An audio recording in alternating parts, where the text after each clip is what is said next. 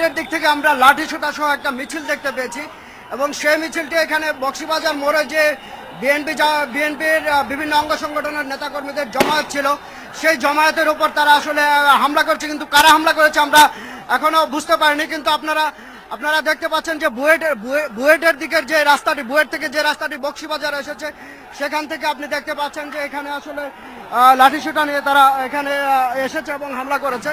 তো এখান থেকে তাদের হামলায় আসলে যে জমায়েতটি ছিল এখানে বিএনপির, সেই জমায়েতটি এখন চানখারপুলের দিকে চলে গেছে।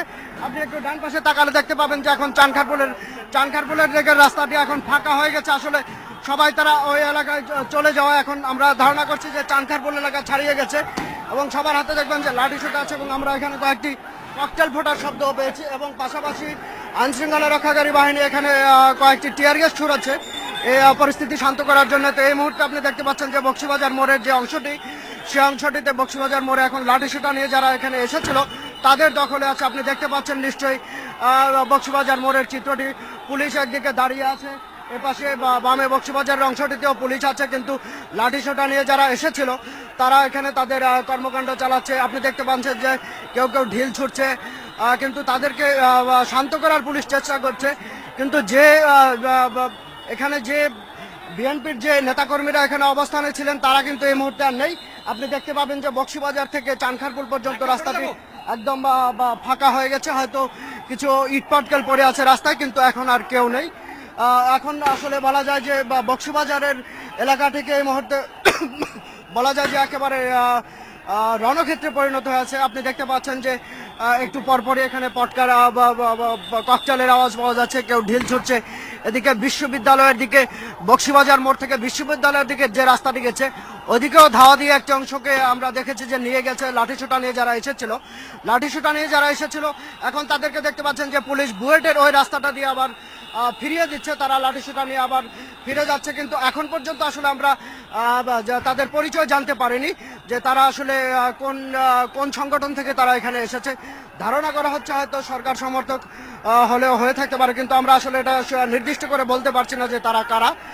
পুলিশ, আপনি দেখতে পাচ্ছেন যে পুলিশের অ্যাক্টিভিটিস একটু বেড়ে গেছে। এখন এই মুহূর্তে পুলিশের একটি টিয়ার শেল নিক্ষেপের যে গাড়িটি আছে, তাদের কামানটি আছে, ওটি বক্সিবাজার মোড়ে অবস্থান করছে এবং পুলিশ একটু নড়ে চড়ে বসেছে এই মুহূর্তে। আর টিয়ার শেলের ঝাঁজ এই এলাকাটি এই মুহূর্তে আসলে খুব একটা এখন আর কাজ করার উপযোগী মনে হচ্ছে না। এখন আমরা আসলে টিয়ার শেলের জন্য এখন টিয়ারের গন্ধে আসলে এখন আমরা আমাদের শ্বাস নিতেও কষ্ট হয়ে যাচ্ছে এবং আমরা ঠিকভাবে দেখতেও পারছি না। আমি জানি না যে আপনাদেরকে আসলে কতটুকু দেখাতে পারছি, তবে এটা নিশ্চয়ই দেখতে পাচ্ছেন যে বক্সিবাজার এলাকা একেবারেই শূন্য হয়ে গেছে। কিছু সংবাদকর্মী এবং গণমাধ্যম কর্মী এবং পুলিশ ছাড়া এই মুহূর্তে আসলে বক্সিবাজার এলাকায় কেউ নেই। বক্সিবাজার এলাকা এখন পুলিশ আর গণমাধ্যম কর্মী ছাড়া এই মুহূর্তে বক্সিবাজার এলাকায় আক্রমণকারীরাও নেই, বা বিএনপি এবং বিএনপির যেসব অঙ্গ সংগঠন, ছাত্রদল, যুবদলের যেসব নেতাকর্মীরা এখানে জমায়েত হয়ে সকাল থেকে স্লোগান দিয়ে যাচ্ছিলেন তারা কেউ এখন আর এই এলাকায় নেই। এই হচ্ছে আমার কাছে বক্সিবাজার এলাকা থেকে আজকের এই। আরেকটু জানতে চাইবো যে খালেদা জিয়ার গাড়ি বহর এখন ঠিক কোথায় অবস্থান করছে, আপনি কি সে বিষয়ে কিছু জানতে পেরেছেন?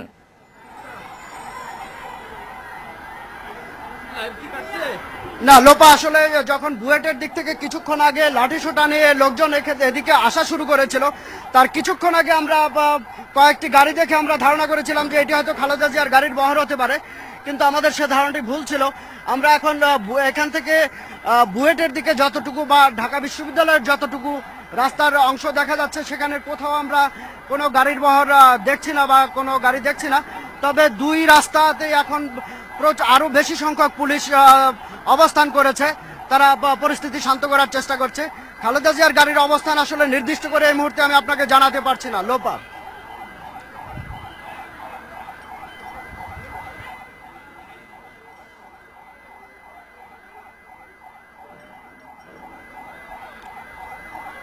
লোপা, আপনি দেখতে পাচ্ছেন যে এখানে গণমাধ্যম কর্মীরা আগুন জ্বালিয়ে টিয়ার